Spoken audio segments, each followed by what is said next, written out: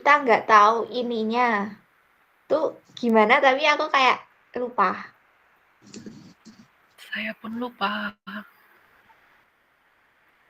Nggak, misal ini kan ya nggak tahu stöchiometrinya sama nggak tahu. Kalau ini kan masih enak kan, asam pelkon itu berarti HClO4. Tapi kalau semisal nanti ada kayak senyawa bla bla bla bla bla bla, apa sih yang kemarin mebendazole apa ya, kan mebendazole tuh Oh iya. kayak C berapa gitu kan. Kita kan Heeh. susah buat cari ininya kan. Nah, sama Bu Halida tuh kalau nggak salah tuh kemarin kayak dikasih tips cara ngerjain tanpa stoikiometri, tapi aku lupa. Jadi di sini kita bahas kalau kita udah tahu stoikiometrinya kan gini. Terus nanti kita cari lagi si mol yang udah diketahui. Kan di sini ada HClO4 tuh normalitasnya ini. Berarti nanti kita dapat molaritasnya sekian. Kita dapat tahu molnya sekian. Berarti nanti bisa tahu molnya si C16 ini. Nah, kita tahu molnya C16H ini, berarti nanti kita bisa tahu gram dari si C16H13 ini dengan cara mengalihkan mol dengan BM.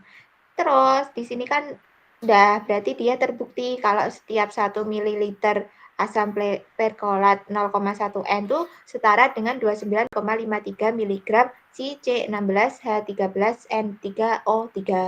Nah, ini gampang guys. Ini juga sama. Oh, ini mebendazole. Apa sih ini? Oh, ya. Berarti ini disuruh cari konsentrasi mebendazole dalam B per B. Dan dia sesuai dengan, oh ini kriteria atau not. Berarti kan di sini kriterianya tuh ini loh, tidak kurang dari 98% dan tidak lebih dari 102. Berarti itu kan rentangnya 98 sampai 102. Nah, di sini, oh ini jangan lupa ini. Ini kayak ditanamkan dari diri kalian. Kalau volume itu nanti itu endpoint dikurangi sama si blank volume. Jangan langsung gunain si endpoint-nya. Tapi volume yang digunakan tuh endpoint dikurangi sama blank volume. Gitu. Terus kan kita tahu stoikiometrinya ini, kita udah dapet si molaritasnya. Terus kita bisa hitung si mol HClO4 dengan cara itu. Terus kita tahu molnya si HClO4, kita bisa tahu molnya si C16H13N3. Dah, kita tahu molnya 0,756 milimol. Berarti kita tahu masanya. Masa si ini. Masa sih Kishimoto? Stop. Stop.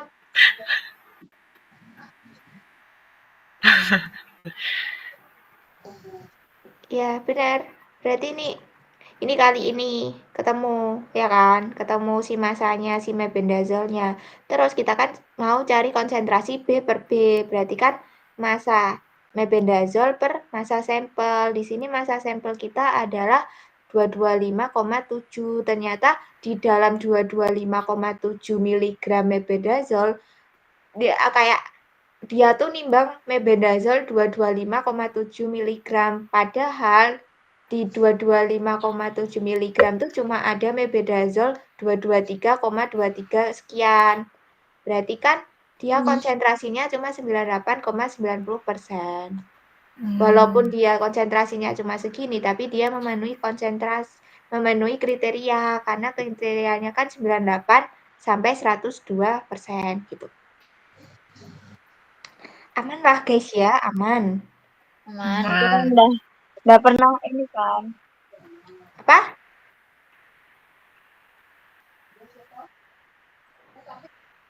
Masih.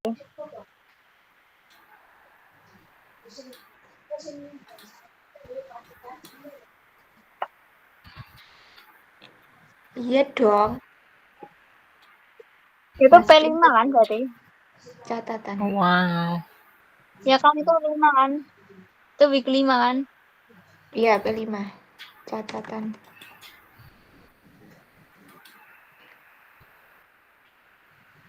kan. Bentar guys, masukin dulu.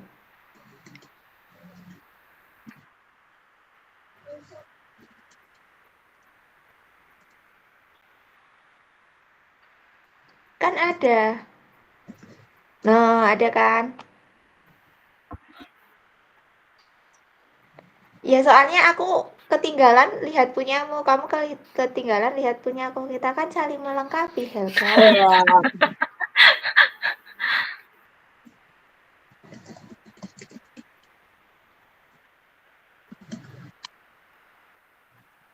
Acak gitu, lupa kasih acak.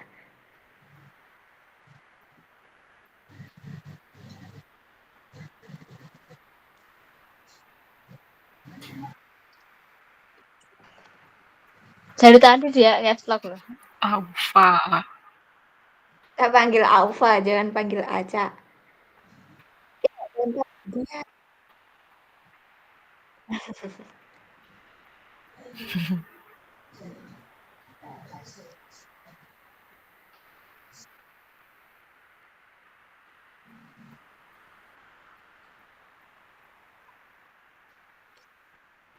Iya kayak ya udah nggak sih kalau kita nggak tahu tuh setelahnya nggak usah di apa ya kayak di giniin loh,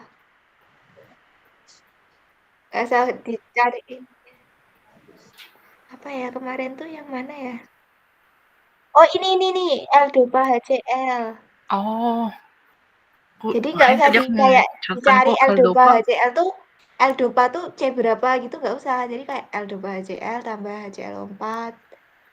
Oh, Nanti kan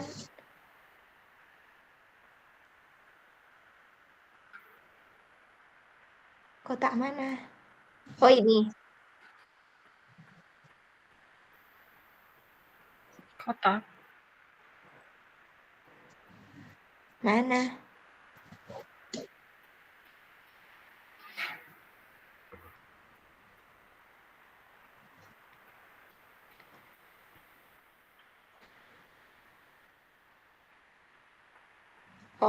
Oh ini ya.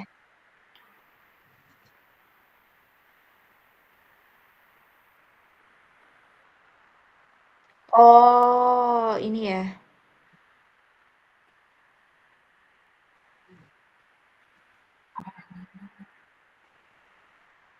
Setara dengan Hmm. apa gitu. Oh, paham. Ya, kita mulai. Notulensi siap. Hmm.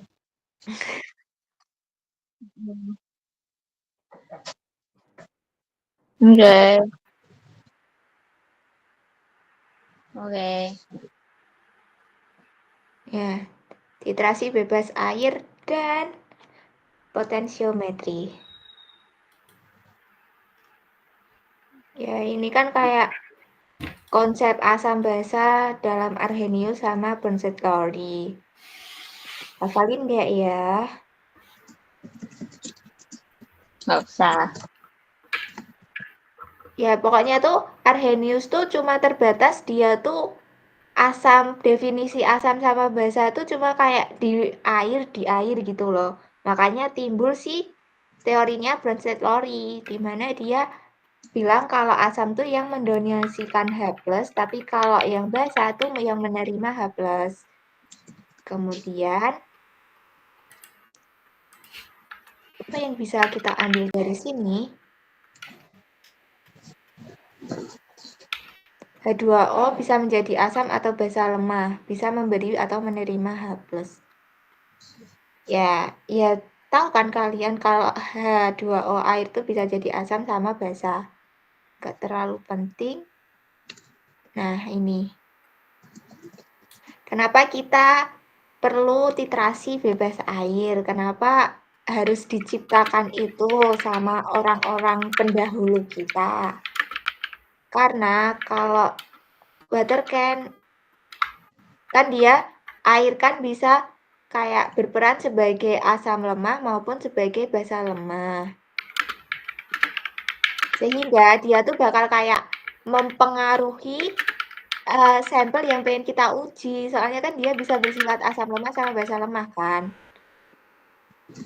Jadi kayak si airnya tuh bukan sebagai pelarut aja, tapi dia kayak berkompetisi dengan si sampelnya buat mempengaruhi si konsentrasi sampelnya. Padahal kan itu nggak boleh. Makanya kita perlu pelarut lain biar nanti nggak ada kompetisi sehingga kayak konsentrasi sampel yang didapat itu benar-benar aslinya gitu loh. Ya intinya gitu. Oke. Ya misal minyak tetap nggak ikut si air itu dengan titran, tapi air nggak bisa larut, malah nanti bentuk emulsi. Tapi nggak ikut si air itu dengan titran. Oh, ya intinya kenapa nggak bisa pakai air itu yang pertama nanti bakal mempengaruhi si sampelnya sama bisa juga kalau sama air itu dia nggak larut. Jadi ada dua keadaan kenapa dia menggunakan titrasi bebas air.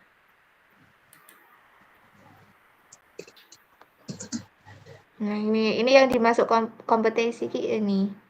Jadi nanti dia kayak H2O juga kayak ngehasilin kayak apa ya namanya, kan si asam tadi kan dia mendonasikan si H+ kan. Nah, pasti ini gimana sih jelasinnya? Ya intinya nanti kayak kompetisi nggak sih si H2O-nya kan dia bisa kayak menerima H+ kalau dia si apa basa, tapi dia bisa memberikan H+-nya kalau dia berasam gitu kan. Ya gitulah pokoknya. Oke. Ya. Pokoknya kayak intinya iya. Iya betul. Ini apa ya si dialkanometri tetap ada di pelarut bebas air.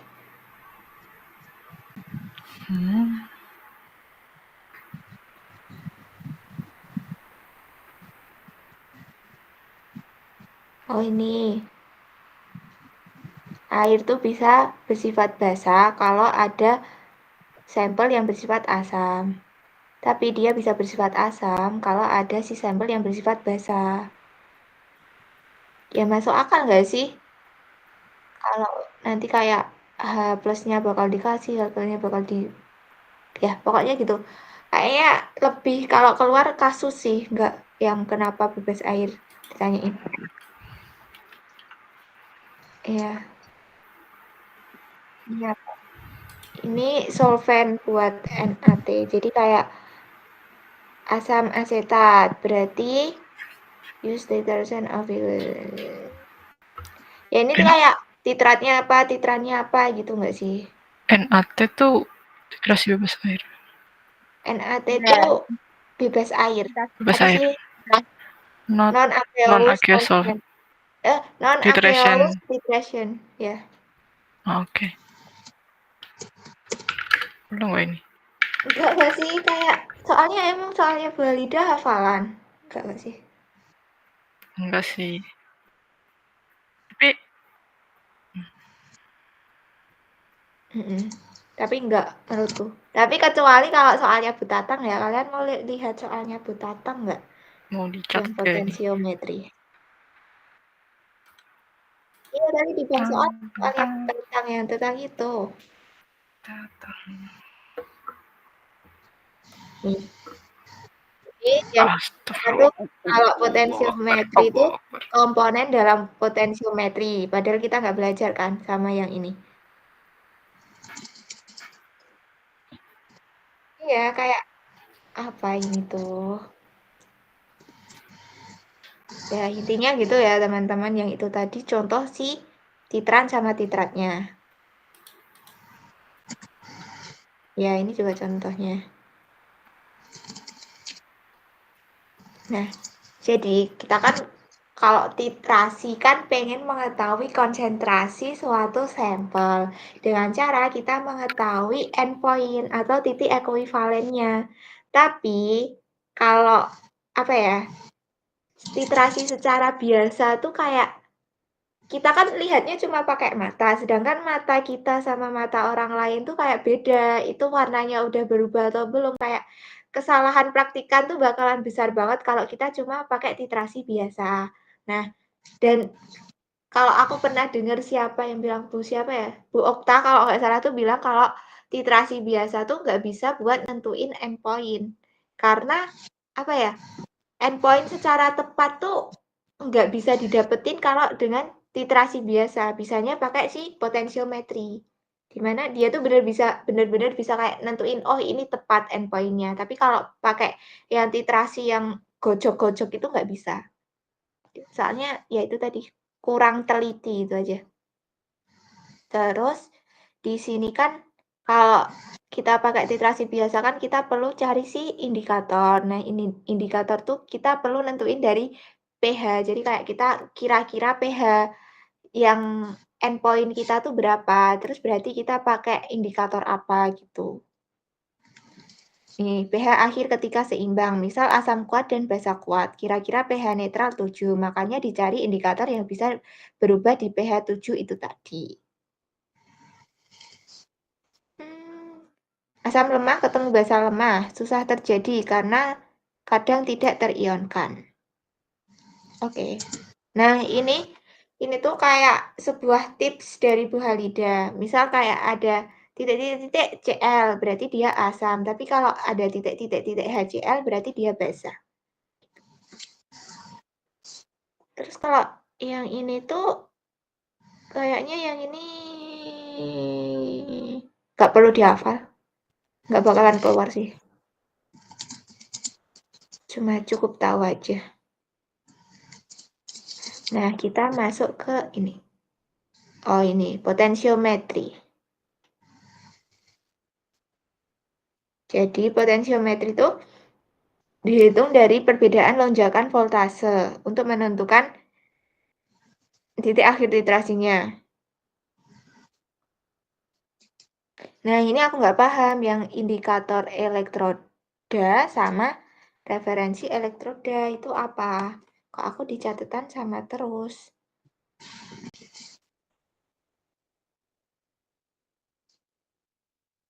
Ini ada yang punya catatan lain selain ini nggak? Yang indikator ada 2. Ini gimana? Buku.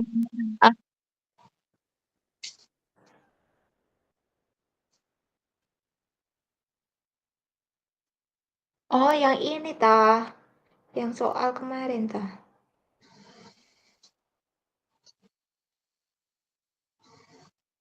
Ini kan voltage. Nanti kita ya nggak tahu ini catatanku ini. Kan berarti catatannya di sini kan indikator elektroda sama referensi elektroda.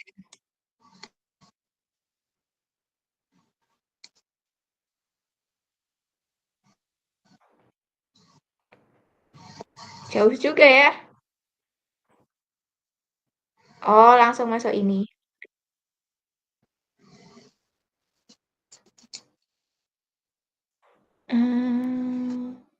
Tetap nggak paham sih apa ini. Kalau akun, lah kok ada 2? Kalau ini akun alay adik aku. Adik kamu, emang kamu punya adik? Punya. Oh iya, baru tahu. Kok aku ada 2 ya? Ya emang ada 2. Browser lah hilang. Oh ya udah dah. Biarin ya aku di sini.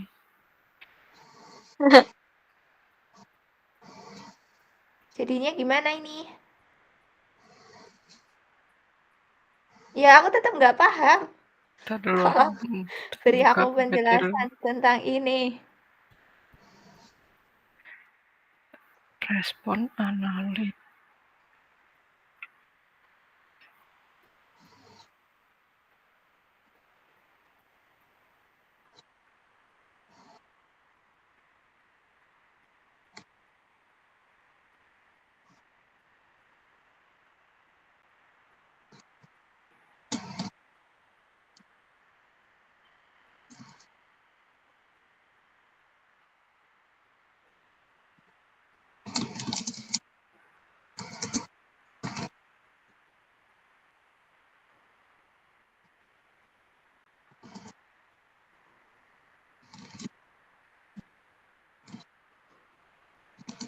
kayak pacuannya kali ya, kayak Kayak di kalau grafiknya gitu kalau dia kayak gimana gitu.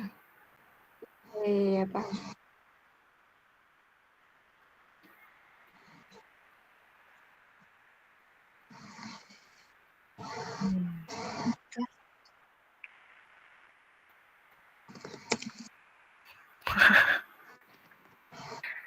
Pantesan aku nggak paham, orang cuma suruh baca sendiri.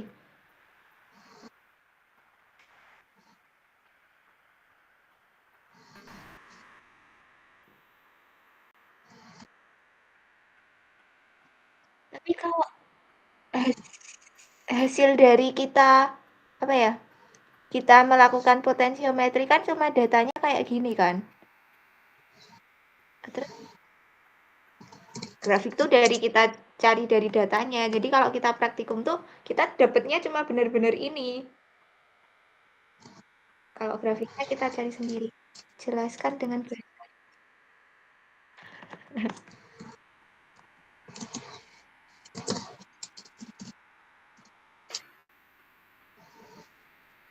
buat teman yang kerja bareng buat mengukur sesuatu, teman pertama. Itu kayak anak yang bisa merasakan kalau ada perubahan di sekitarnya. Misalnya dia bisa tahu kalau air jadi lebih asam atau basah. Teman kedua itu kayak anak yang selalu tetap dan nggak berubah-ubah. Jadi apa? Oh, kalau kita nggak punya referensi, kita bisa tahu kalau dia berubah. Itu dari mana? Kan kita nggak punya kayak pembandingnya gitu loh. Nah,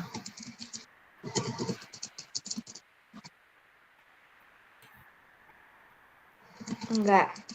Jadi kayak ini tuh kayak kalau aku nangkepnya ini udah terprogram di alatnya. Jadi alatnya tuh kayak dikasih tahu kalau stabilnya tuh gini loh. Terus nanti si indikator tuh yang bakal kayak ngedeteksi dengan cara kayak dia ngebandingin sama si referensi. Misal kayak ada yang ini segini, gini.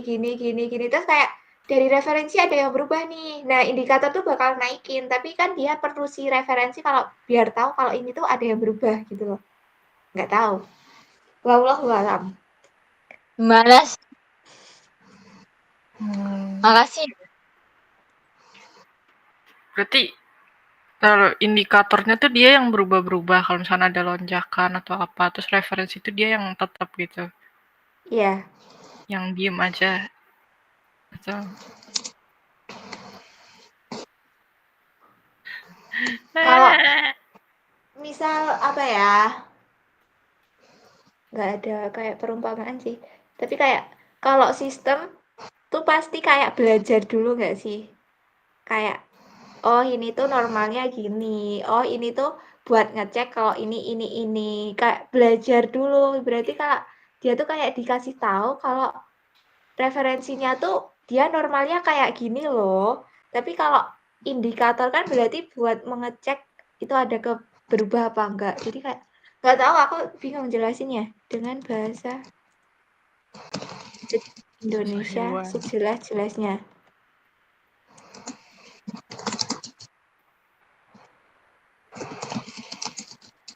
jelaskan dengan bahasa kimia analis. Jelaskan dengan bahasa anak SMA kelas 12. Oh, kalau enggak gini.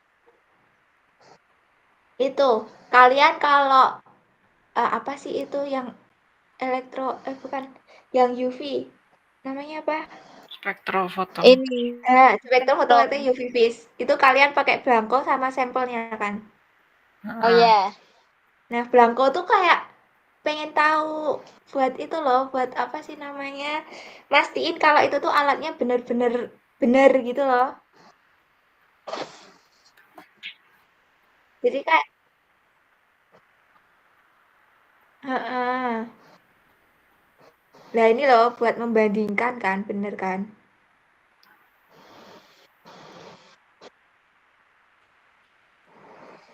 Kalau alat sebelum digunakan tuh diapain dulu namanya?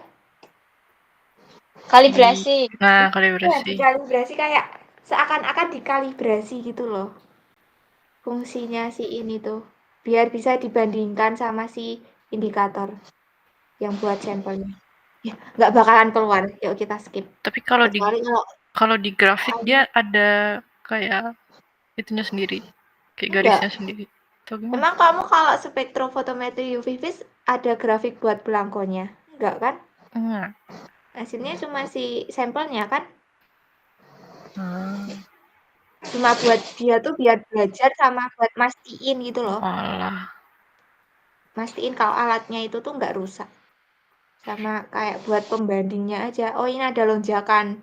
Soalnya kalau aku bandingin sama si referensi itu harusnya segini, tapi kok ini segini, berarti ini ada lonjakan. Nggak tahu, wallahualam ya teman-teman. Terus ini titranya ini. Terus nanti elektrodanya pakai ini itu sebagai indikator sama ini sebagai referensi. Coba kita buka YouTube.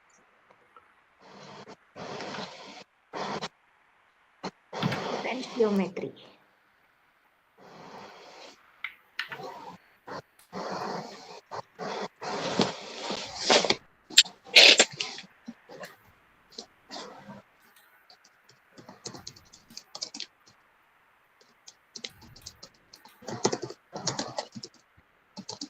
Oh iya kan hasilnya tuh cuma satu angka.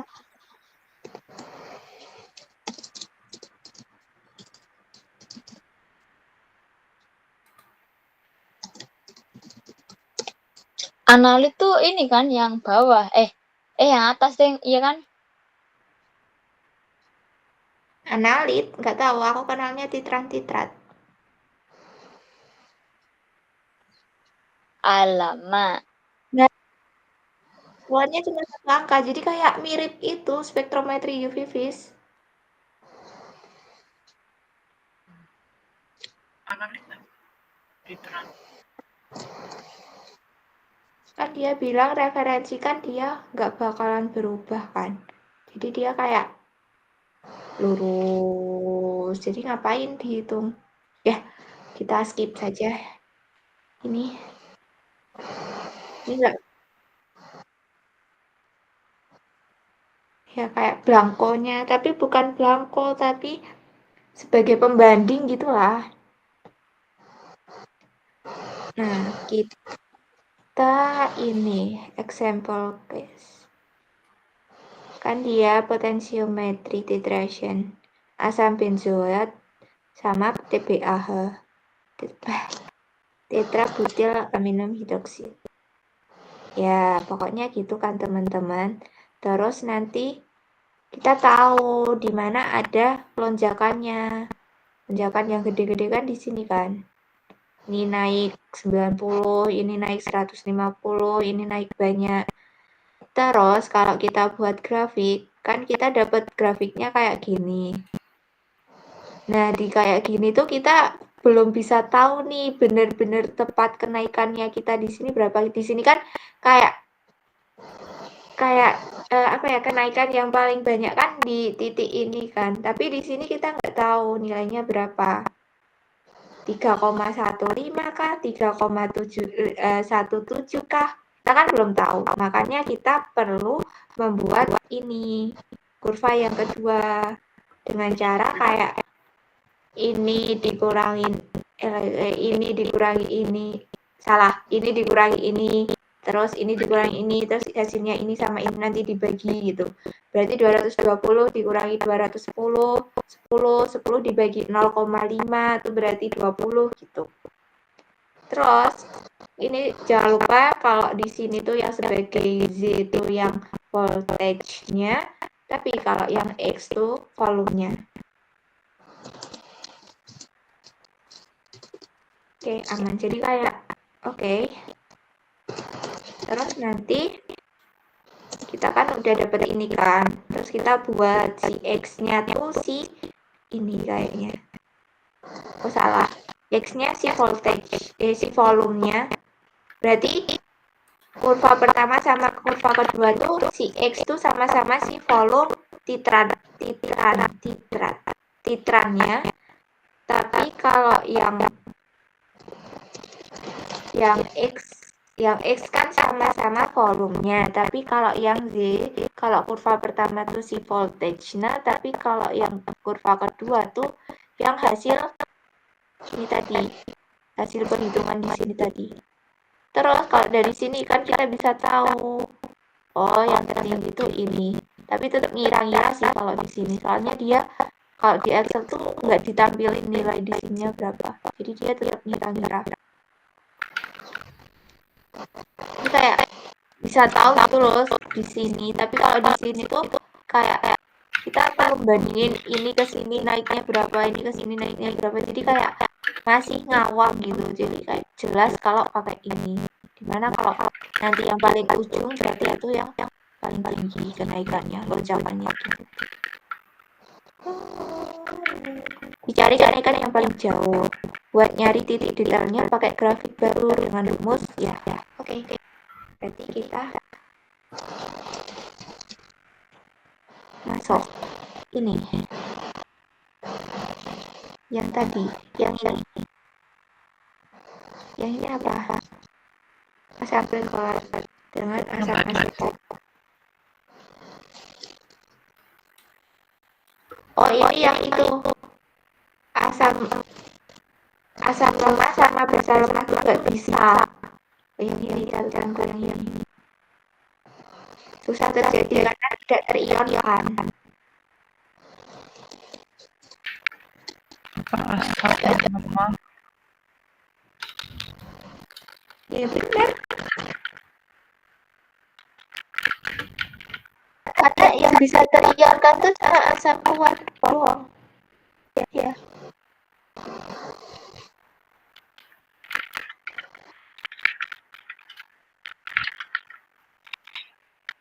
Iya, betul. Ini for your information aja nggak sih? Sini apa?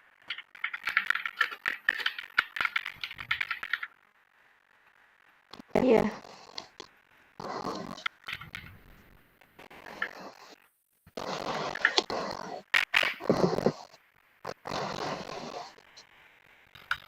Perchlorate acid.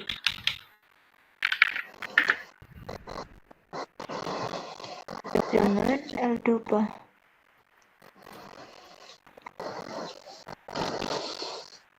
Oh ini loh.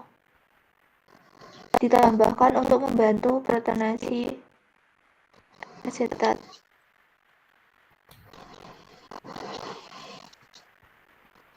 Ya intinya ini tuh masih lanjutannya yang tadi, kayak ini nggak bisa terionisasi, terus nanti ini bakal membantu kalau di sini.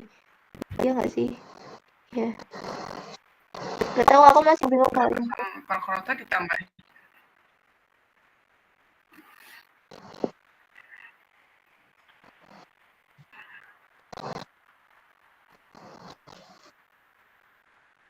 Ya mempengaruhinya ya.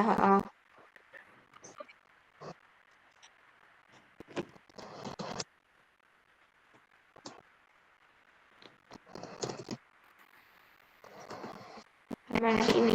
Ya. Perchlorate. Perchlorate ditambahkan.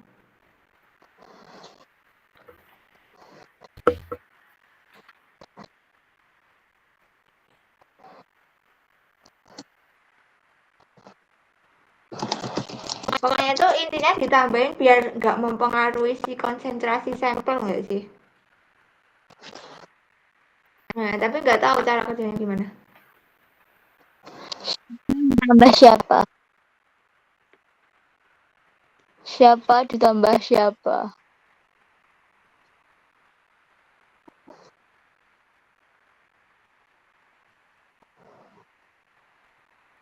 Perchlorate.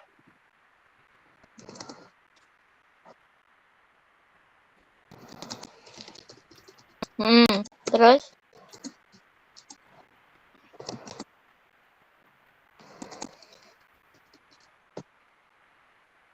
L-dopa. Ini loh. Jadi konten asam perchlorate ditambahkan untuk membantu protonasi protonate itu protonasi kan? Untuk memprotonasi asam asetat. dengan menambahkan asam asetat di asam perkolat also remove the water content. Oh, mungkin di salah satu asam asetat atau asam perkolat tuh ada air. Jadi kalau mereka ditambahkan itu bakal kayak ngehapus airnya, nggak tahu.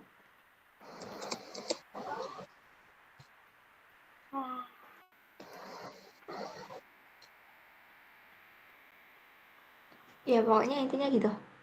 Lanjut ya.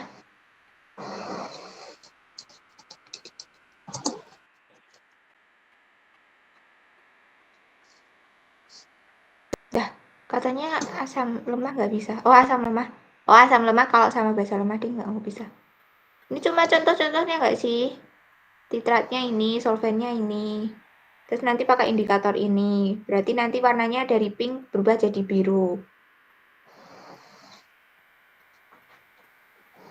Ini dihafalin kah? Nggak usah nggak sih?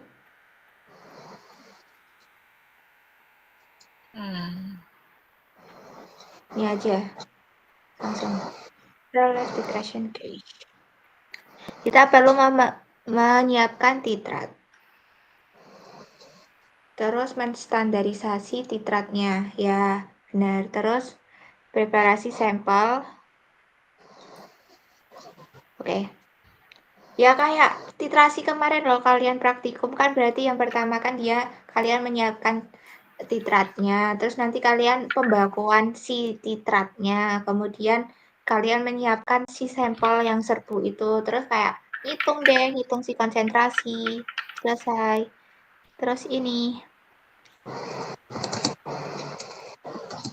L2.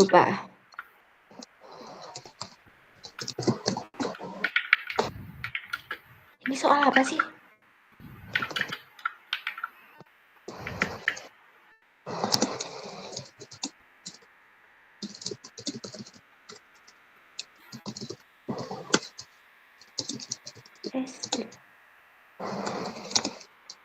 Di sini ada loh.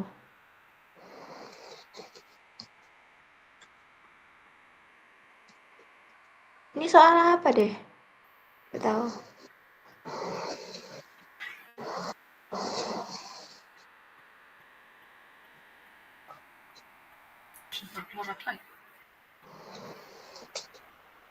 Oh, ini. Berarti kita ngitung ini. Berarti ini kan kalau nggak diketahui berarti B per B. Berarti ada asam perklorat 72 gram di 100 gram pelarut. Dengan massa jenisnya 1,68 gram cm kubik, MR-nya 100,46 gram per mol.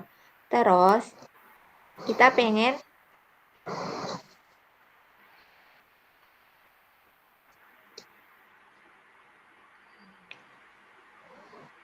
kita emang hitung ini ya kemarin.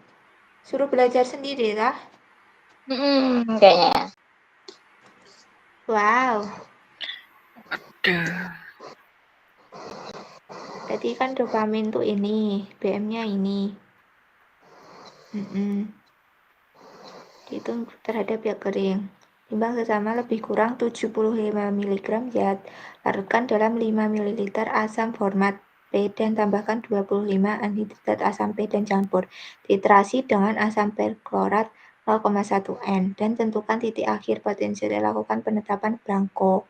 Tiap mililiter asam perklorat 0,1 N setara dengan penetapan Blanco. Berarti dia titrasi secara tidak langsung.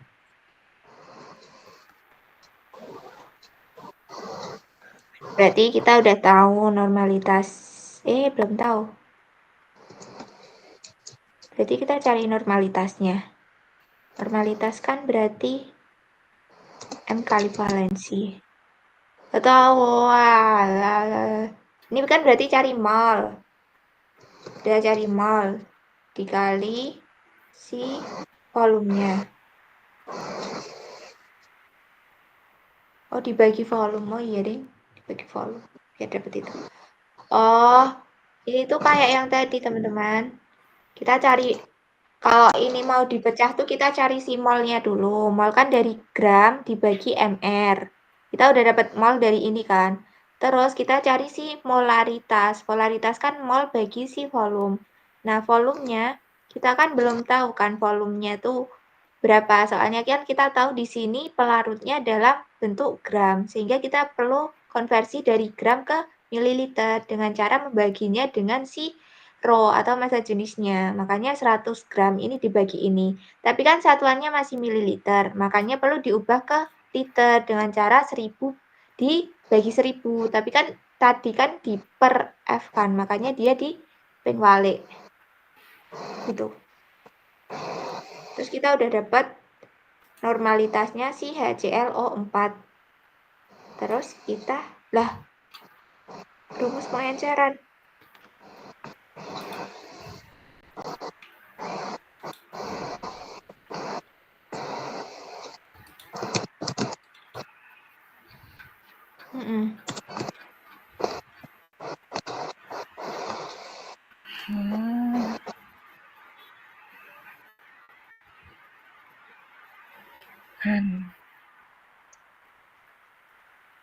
Satu tuh apa? Si apa tuh?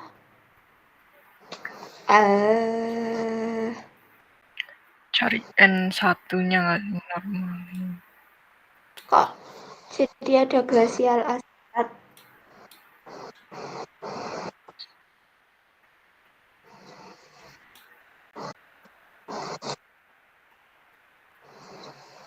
Larut gak sih? Larut kan 8,3 ml. HCl 72%, HCl4 72% di 900 ml glasial asam asetat glasial dengan pengadukan konstan. Habis itu tambahkan 30 ml anhidrida asetat dan buat hingga volumenya 1000 ml sama asam asetat glasial tadi, terus dijaga, ditaruh, disimpan 24 jam. Oh, karena ini enggak sih? Ya, gitu. Ini apa ya? Gimana yang jelasin? Kayak kita tuh punyanya 12,04 normalitas, padahal kita pengen buat 0,1 normalitas. Sebanyak 100 ml. Makanya kita pakai pengenceran rumusnya. Oh iya. Kita kan punyanya 12,04 nih. Terus kita pengennya buatnya 0,1 dengan sebanyak 1000 ml. Makanya pengenceran yang digunain bener. Iya, buat normalitasnya turun. Oh. Big brain. Soalnya kalau normalitasnya HClO4 72% tuh sekian. Padahal kita pengen membuat ini. Oke, selesai. Berarti ini tuh yang pertama tuh kita membuat 0,1 HClO4. Dah, kita udah dapat. Berarti dia pakai yang pertama tuh cari mol. Habis ketemu molnya cari si molaritas. Habis ketemu molaritas cari si ini N-nya. Normalitas. Terus pakai rumus pengenceran buat cari volume yang harusnya ditambahkan. Udah ketemu. Terus habis itu kita standarisasi HClO4. Ya, buat kayak mastiin kalau itu tuh benar-benar 0,1 normalitasnya.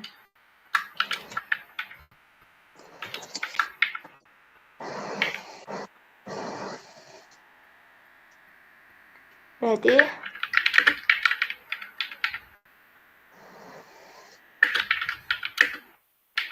berarti ini jadi itunya. Apa namanya? Larutan baku primernya. Potasium biptalat. Jadi kalau digambar tuh kayak gini kan. Gimana sih? Nah, di sini tuh ada si potasium biptalat 400 mg sama 50 ml dilarutin sama 50 ml glasial asetat. Dia sebagai enggak di bawah. Ya, di bawah berarti di sini. Terus ditambahkan 2 tetes si kristal violet. Terus kan di sini tadi kita udah dapat dari yang sebelumnya kan kita dapat 100 ml si HClO4 0,1 N kan. Nah, ini tuh kita taruh di buretnya. Kita mau pastiin kalau ini tuh benar-benar 0,1 normalitas atau udah berubah di suhu ruangan. Makanya itu yang dinamakan standarisasi. Kan udah di sini kan udah ada si HClO4, di sini udah ada potasium bitalat plus kristal violet. Terus kita titrasi sampai berubah dari ungu ke apa ini, warna apa? Pengen lihat warnanya. Jelek. Terus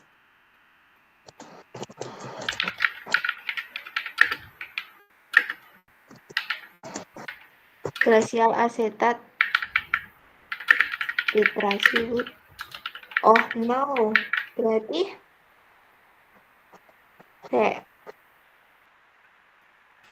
titrasi blank tuh berarti buat itu nggak sih? Bener-bener, oh kan di sini kan dia ditambahin potasium biptalat sama si glasial asetat. Padahal kita cuma pengen tahu itu volumenya si kalium biftalat doang. Tapi kita di sini apa ya? Kayak terganggu gitu loh konsentrasinya sama si glasial asetat. Soalnya kan kita larutinnya pakai glasial asetat kan. Jadi nanti hasil yang ditambahkan tuh bukan murni dari potasium biptalat, tapi ketambahan si glasial asetatnya ini. Jadi mau nggak mau kan kita perlu tahu kan kalau glasial asetat doang, kalau dititrasi sama HClO4 tuh berapa. Makanya nanti hasil yang ini dikurangin sama blanko tuh bakal tahu si potasium biptalat. Paham nggak? Terus ulang. Kayak yang Ulang. kemarin. Yang kalau kemarin saya tak cariin contoh yang kemarin aja. Biar enak.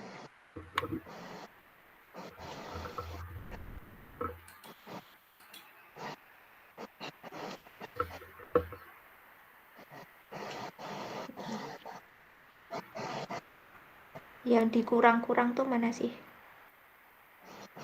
Oh ini. Nih. Kan ini kan. Misal kita punya sampel ya. Sampelnya Ya. di sini kan apa sih kemarin lupa. Nah, ini titrasi kembali. Asetosal. Oh.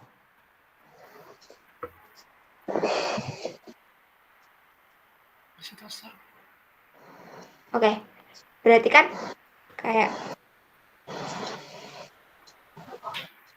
di sini tuh kayak yang pertama kan kemarin kita kayak gini. Terus yang blanko. Yang ini kan kita masukin HCl kan. HCl. Terus di sini benar-benar pure NaOH. Oh iya, yang blanko.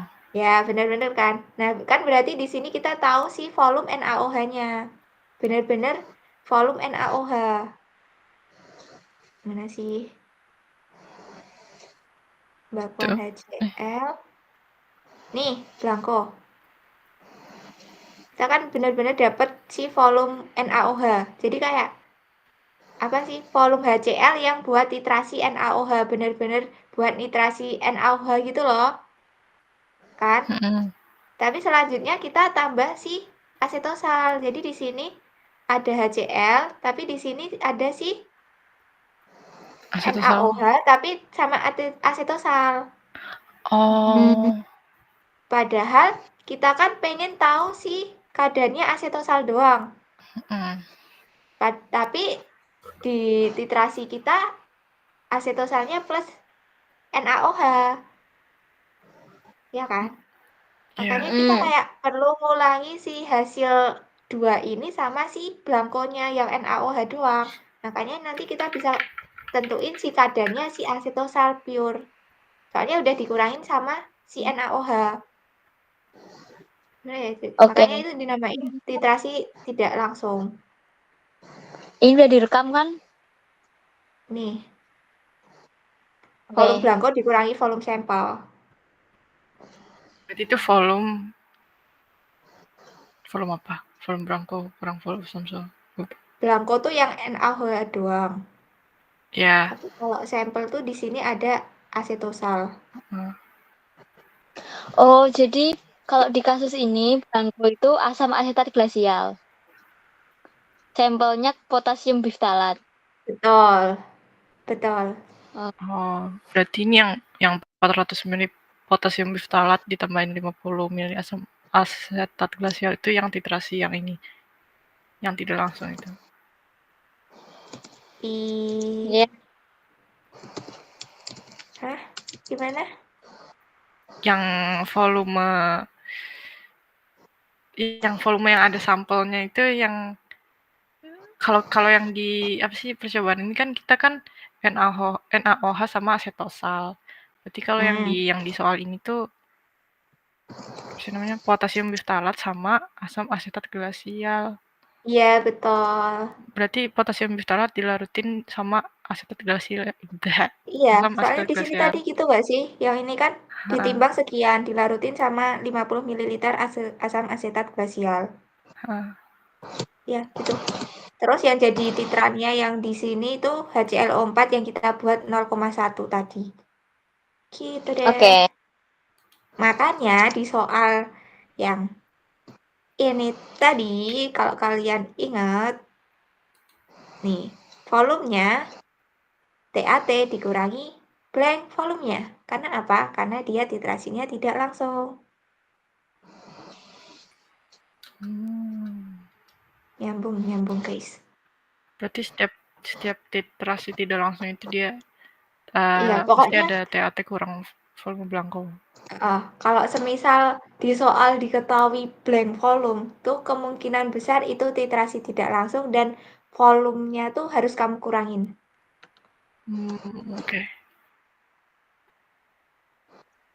Ya, buat tahu volume benar-benar sampelnya gitu loh.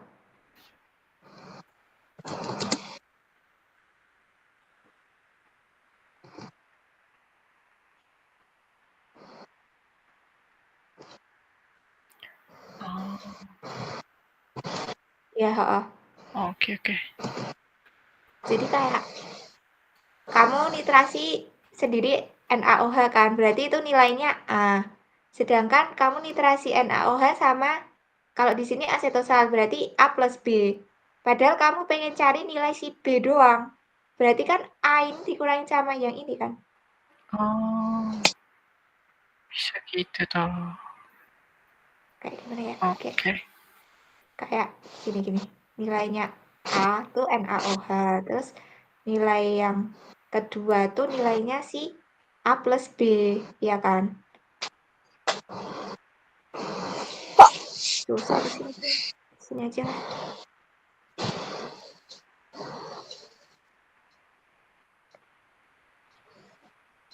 Kok nggak bisa? Woi, tolong.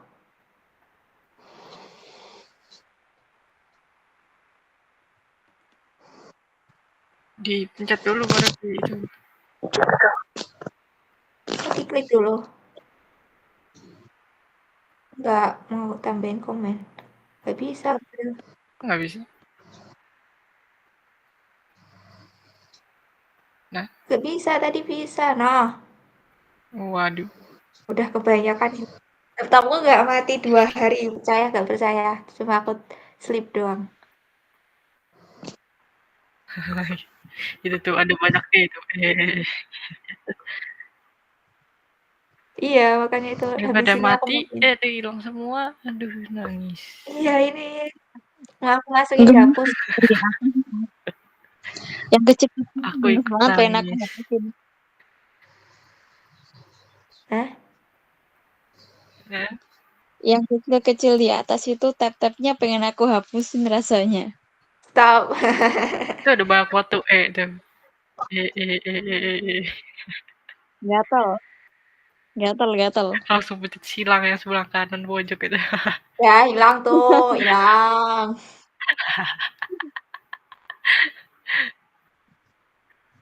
Oh, baru bisa. Berarti Nah, tadi pemenuhan. Pemenuhan. kecapean tadi. Cepat. Stop Jadi, ngobrol. misal, bentar ya, aku nambahin, aku nanti lupa sendiri. Blanko. Kok itu sih glasial asam asetat glasial. Dia nanti tuh sebagai A.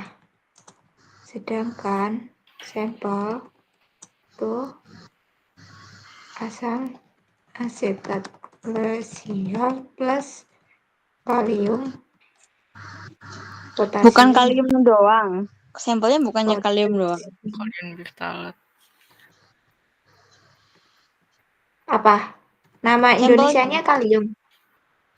Iya. Oh, apa? Jangan bilang baru tahu. Iya, baru tahu. Oh.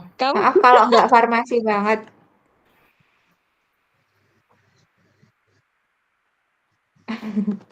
Potasium biftalat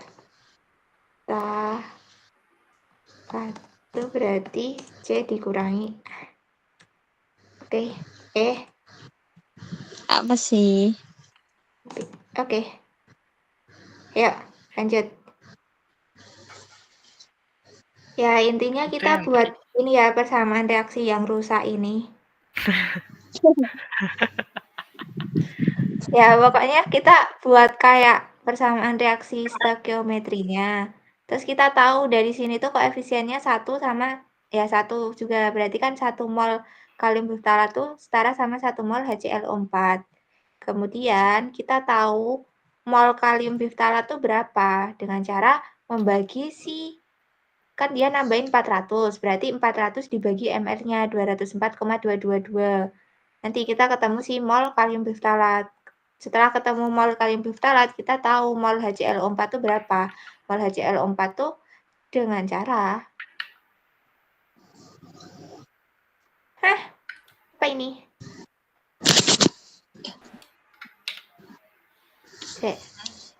Kok tiba-tiba N kali volume? N kali volume? Molalitas kan mol per volume.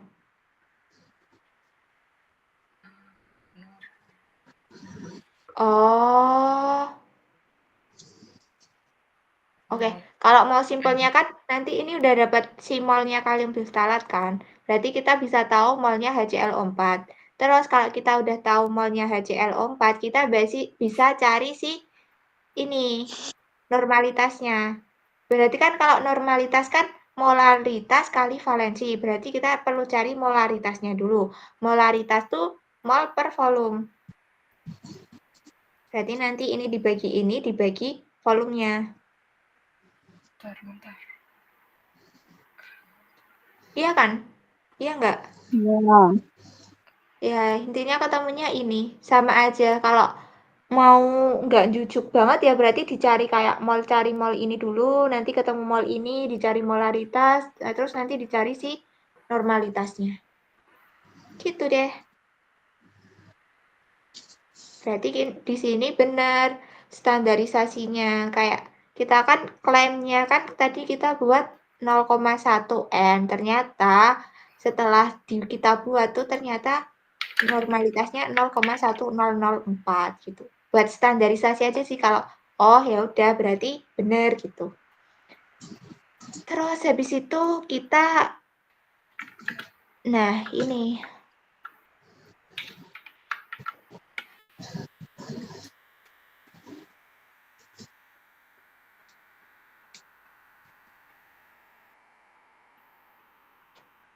berarti ini dopamin. Apa sih?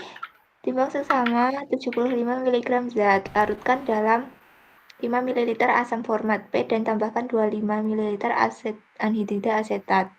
Titrasi dengan asam perkolat. Tentukan titik asetat dan lakukan penerapan Blanko. Ya, ini. Oh, berarti ini kayak titrasi lagi nggak sih? Dia titrasi lagi nggak sih? Titrasi si dopaminnya.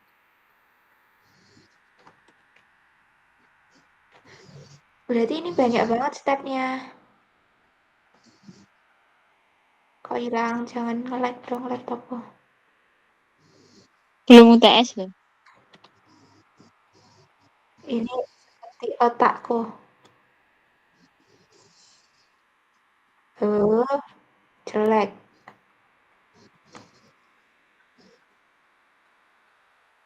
Ini mau diringkes nggak? Kalau diringkes dari awal, tuh. Bisa catatan dong, please. Oh iya, udah ya? Sudah dong. Siap, Bos. Siap.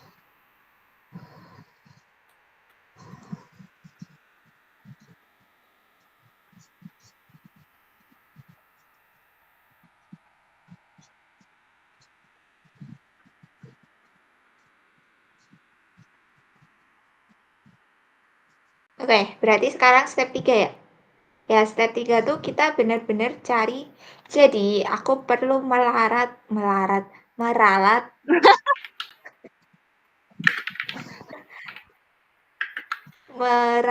ini. Jadi, dia tuh tetap titrasi tidak langsung, tapi titrasi tidak langsungnya tuh bukan buat nentuin si sampelnya, tapi buat nentuin si kayak standarisasi kan tujuannya buat kayak apa ya, kayak membuktikan konsentrasi si titratnya tuh benar-benar sekian gitu loh. Kan titratnya di sini kan HClO4. Nah, kita tuh pengen bentukin kalau dia tuh konsentrasinya tuh nggak berubah loh, benar-benar masih 0,1. Nah, tapi dengan cara standarisasi tuh biasanya kita pakai standarisasi yang langsung. Kayak kemarin tuh berarti yang ini pembakuan HCl. Pembakuan HCl kan dia kayak titrasinya langsung, nggak perlu titrasi kembali. Ya kan? Kamu pembakuan kan, Hel? Ya, kamu kemarin nggak nentuin blanko dulu kan? Langsung kan? Pas pembakuan. Iya, soalnya emang langsung. Tapi kalau yang ini kan apa ya? Dia tuh tidak apa standarisasi, tapi standarisasi atau pembakuannya tuh nggak langsung. Jadi mirip kayak si ini titrasi sampel, tapi ini tuh bukan titrasi sampel, tapi masih pembakuan gitu loh. Tapi pembakuannya dengan titrasi tidak langsung.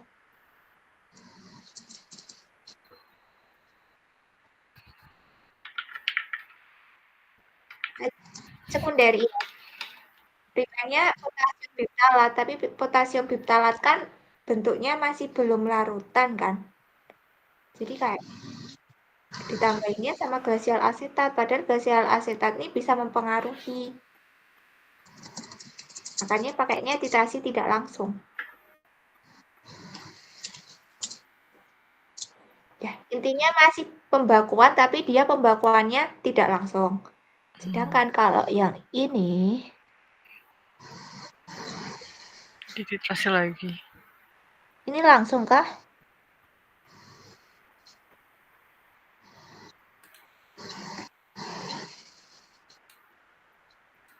Tapi dia ditambahkan 5 mili asam asetat format dan 2 anhidrida asetat. Gak tahu itu bakal mempengaruhi apa enggak. Oh, lakukan penetapan blanko. Berarti dia tidak langsung. Iya, ada blankonya. Iya, berarti yang pembakuan tuh titrasi tidak langsung sama penetapan sampel tuh juga titrasi tidak langsung.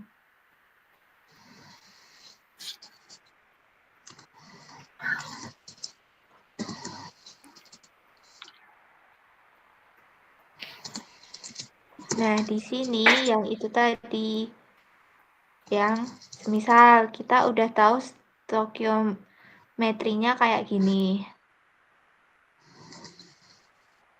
Nah, kita pengen tahu kadarnya si dopamin tuh berapa dengan cara titrasi tidak langsung itu tadi kan.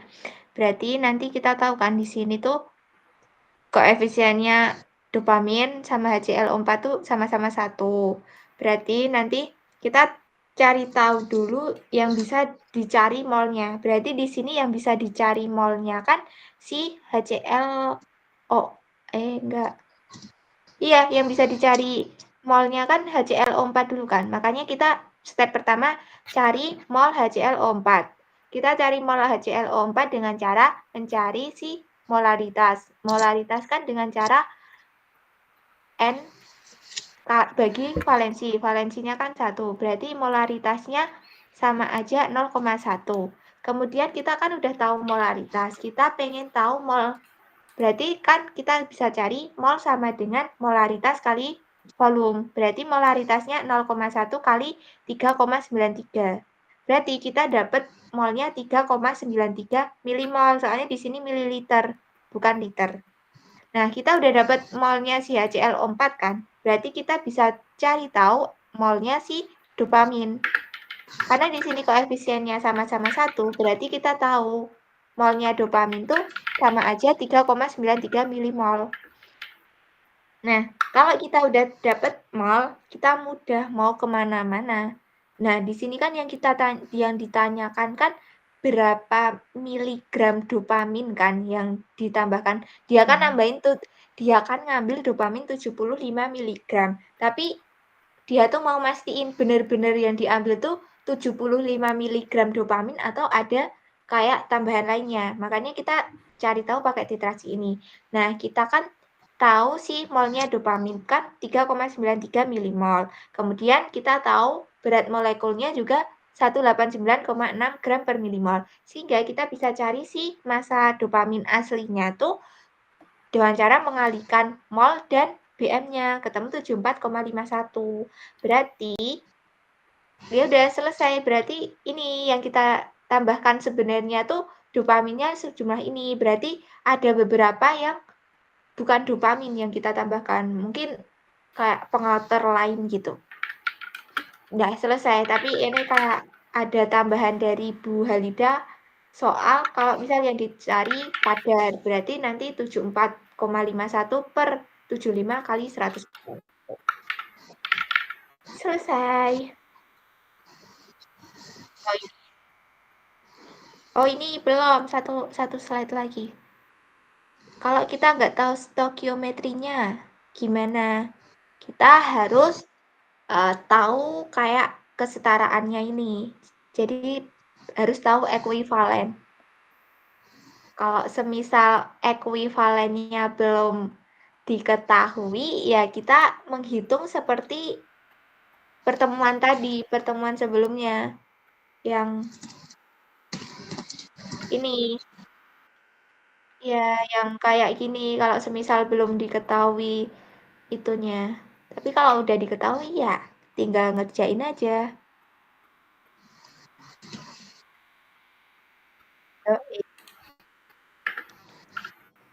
C 0,1,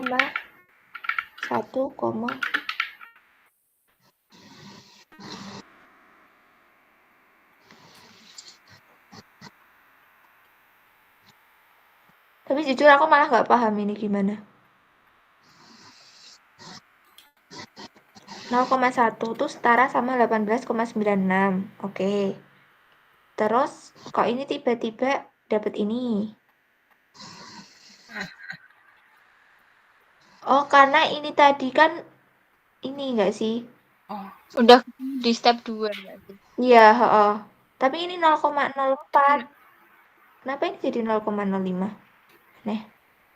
Ya, jadi kayak kesetaraannya tuh kita dapat 0,1 tuh sebesar ini dopamin. Padahal kita perkolat asidnya tuh dapatnya segini. Berarti nanti dopaminnya berapa gitu kan? Oh, gitu doang. Oh, dibandingin. 19,05.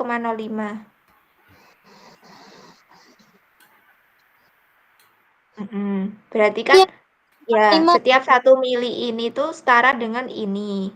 Tapi kan Ini kita dapat si ini volumenya asam perkolat kan 3,93 mililiter kan. Padahal di sini setiap mililiter. Berarti nanti tinggal dikali aja ini kali ini. Ketemu 74,9. Hasilnya ya mirip. Ini itu nggak sih kayak di pertemuan 5 yang cepet-cepet. Iya, betul. Tapi kalau pertemuan 5 tuh kayaknya yang ditanyain cuma sampai sini, nggak sampai enggak deh sampai ini juga. Oh iya, sama. Iya kok aku inget ngali sama kayak kan udah ketemu nih tiap 1 itu mili. ya, terus dikali sama mililiternya endpoint gitu. Seingatku ini TAT. TAT ya bener. Ya, berarti sama konsepnya. Jadi kayak 0,1 setara sama ini. Berarti normalitas yang kita gunain sebagai titra itu berapa? Kita bisa tahu si miligram dopaminnya. Kemudian kalau udah tahu miligram dopaminnya, itu kita kaliin sama volume TAT-nya. Udah, selesai. Yeay! Selesai. Kalau yang potensiometri itu kayaknya kita perlu belajar dari nih soal. Dan ini kalau nggak ada Excel, besok kita ngerjainnya gimana? Nah, kalkulator bisa bikin kurva. Oh iya ya, sumpah. What? Gila banget. Edan. Gak usah ngide kayak gitu ya, Hel. Aku aja gak kepikiran kalau kita harus buat manual.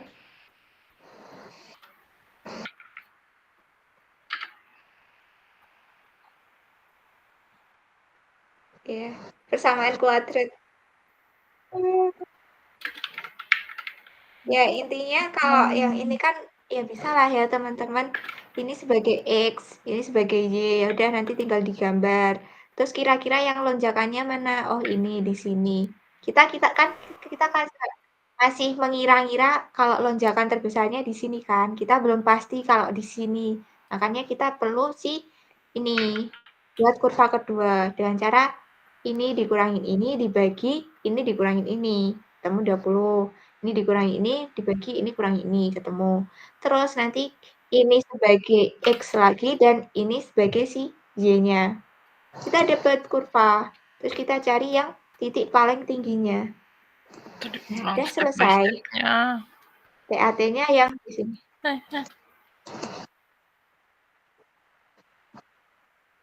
Yeay, selesai. Alhamdulillah materi KA. Belum, ini terakhir. Ini cuma 2 lembar. Ini yang mana? Yang tadi sama mirip. Iya. Soal. 200 mg zat. Berarti dia basah. Nah, apa ini berarti dia basah?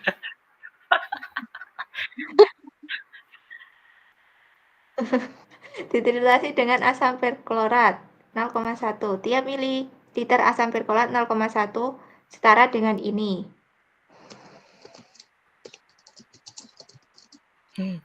Oh, ini tuh hex. Misal kayak ada sesuatu terus plus HClO4 berarti nanti hanya nempel ke X. Terus ClO4 ini.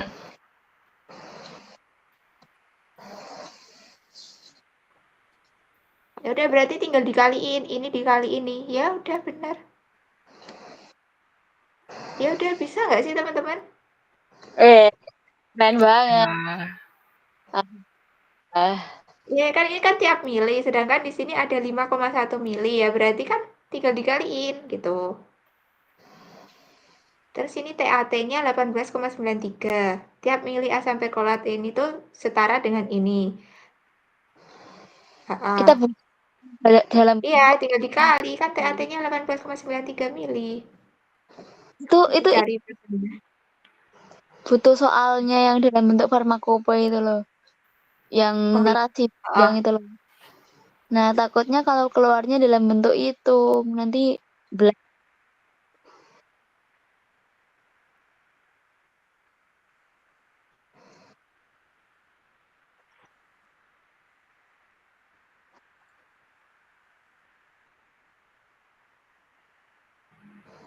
farmakope, beneran farmakope nih. Intinya ini nggak sih yang dikotakin ini nggak sih yang penting kalau buat perhitungan acak tadi? Apakah udah di tahu drive? yang dikotakin itu tadi udah. Kalau semisal kita nggak tahu ini, kita harus hitung pakai ini tadi. Harus hitung pakai ini tadi yang kita bahas sebelumnya. Yang pakai ini. Coba kita cari farmakope. Ada kok. Nggak tahu filmnya atau enggak.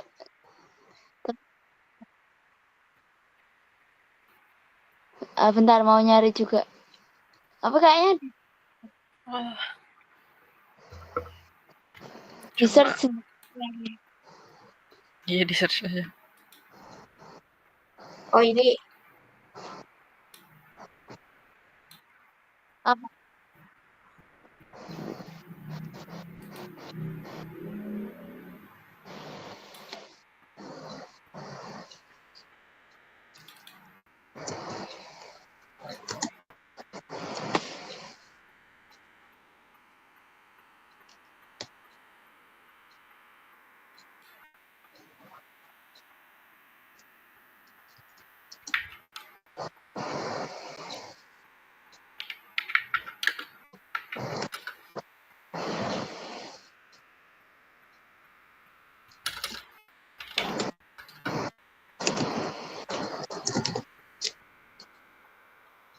Wah, ada cuy.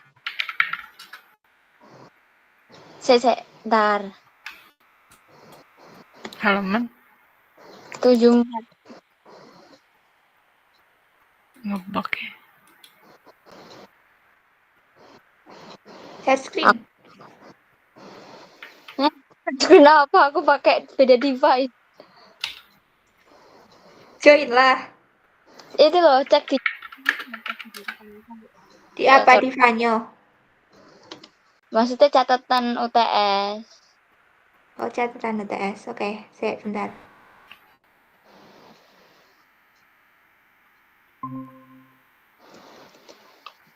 Ada nih. Nah, tuh soalnya. Bab berapa?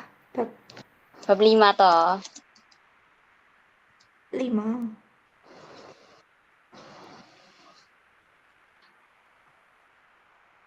Itu ini. Oh iya, ada di farmakope. Tergantung itu. Misal yang diketahui endpoint. Ada lagi farmakope. Banyak Banyak 11,53 ml. Kan bisa langsung ketahui ininya. Kalau yang diketahui endpoint. Iya. Tapi kalau yang diketahui selain endpoint,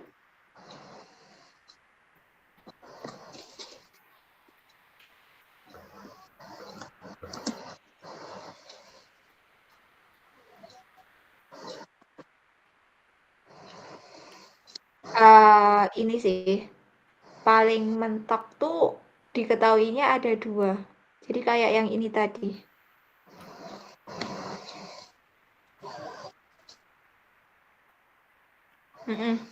Normalitas dari pembakuan sama endpointnya.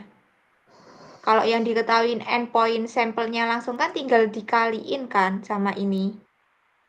Tapi kalau yang diketahui si normalitas pembakuan sama endpointnya, kita perlu kayak perhitungan yang ini tadi.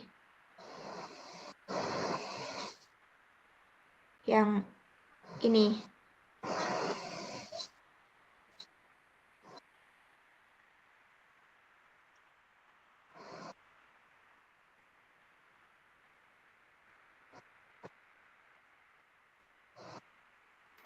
Iya, kayak hasil soalnya.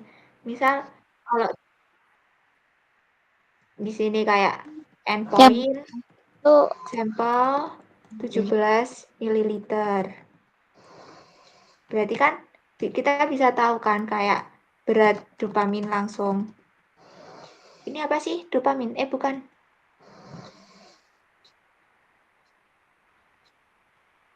Ini apa ini C12H15? Berarti kan ini nanti langsung albendazole. kayak Oh iya, Bukan. mebendazole. Albendazole. Oh iya, al. Gomen. Berapa? 17 ml kali 26,53 miligram. Berarti nanti ketemu berapa? Bla bla bla bla X miligram. Nanti kita cari kadar. Berarti X per berapa yang ditambahin 250 miligram kali 100%. Ini misal pertama, semisal kasus 1. Kasus 1 kalau yang diketahui cuma endpoint. Kasus 2 kalau yang diketahui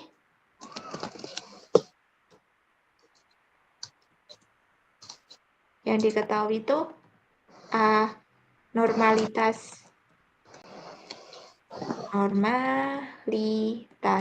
pembakuan dari apa yang digunakan ini asam perklorat tuh 0,107. Terus endpoint enggak endpoint, tapi apa sih nanti kata-katanya di sini? Saya guys lupa. Oh ya, endpoint sama blank volume. Endpoint itu 18 ml. Terus blank volume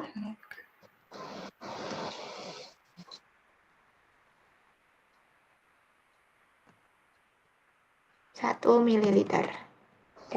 Berarti ini caranya agak rumit. Pertama kita kayak cari kalau normalitasnya segini tuh kesetaraannya berapa gitu kan.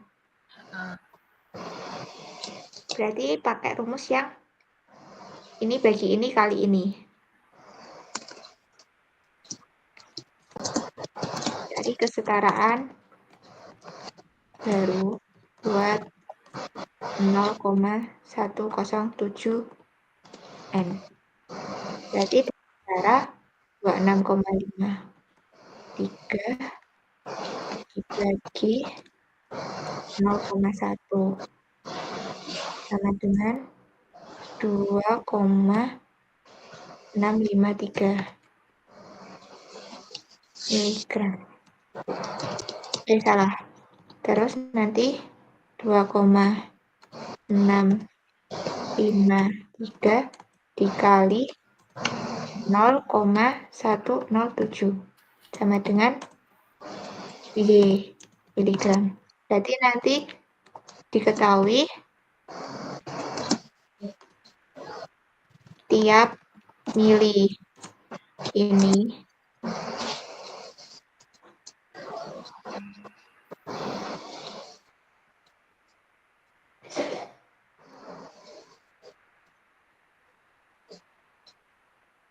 (107) setara dengan Y miligram. Terus nanti tinggal dikali, ya kan? Dari berat itu 13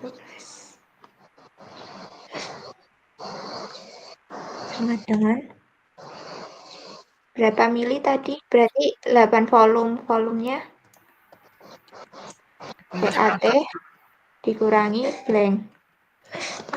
Berarti 18 mili dikurangi 1 mili sama dengan 17 mili. Berarti nanti beratnya 17 mili dikali Y sama dengan ZNG. Kadar sama dengan ZNG per 250 mg dikali 100%. Ketemu. Yeay. Berarti ada 2 kasus. Ya. Kemungkinan Tergantung soalnya tuh ngasih keterangan kalian tuh apa. Bisa jadi yang dikasih cuma ini. Terus kalian disuruh cari ininya. Atau udah dapet ininya, Terus kalian disuruh cari kadar.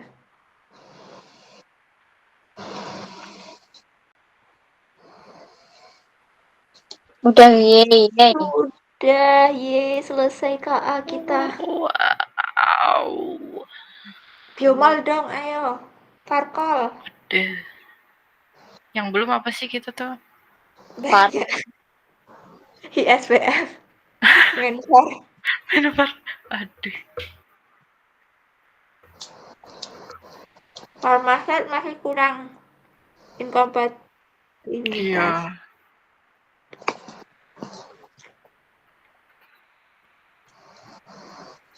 Inkompatibilitas banyak nggak tuh katanya? Dikit nggak sih? Kemarin tuh benar-benar habis satu pertemuan. Soalnya 3 pertemuan buat tugas. Oh iya. Mungkin 1 jam cukup. Iya, jangan lupa Kimor ya. Besok ya. Iya. Ayo. Hehehe, nggak tahu kalau besok pagi Aduh, atau siang, nggak tahu bisa apa enggak. Siang, sore, malam. Sore insya Allah. Atau kalian Sekarang mau ngerjain sendiri dulu terus nanti dibahas? boleh. Boleh. Oke. Aku udah ngerjain kemarin. Mantap. Mantap. Kurang Keren. nomor 7 karena nggak bisa. Keren, Has. Makasih ya, kalian juga keren. Oh my god, maksudnya nanti disuruh ajari kita. Enggak. Nanti kamu yang ngajarin. Bukan PJ-ku. PJ-ku KA. Alah. Sadaqallahul adzim. Astagfirullahaladzim. Ini nggak lanjut. Kalian udah ngantuk. Nggak ngantuk sih. Capek. Mau ngerjain biomol. Stop. Aku mau ngerjain Ya biomol. please, mau ngerjain biomol. Ayo, Kak. Aku tuh masih bingung. Tambah apa lagi kekurangan? Itu kekurangannya tuh kalau biomarker tuh itu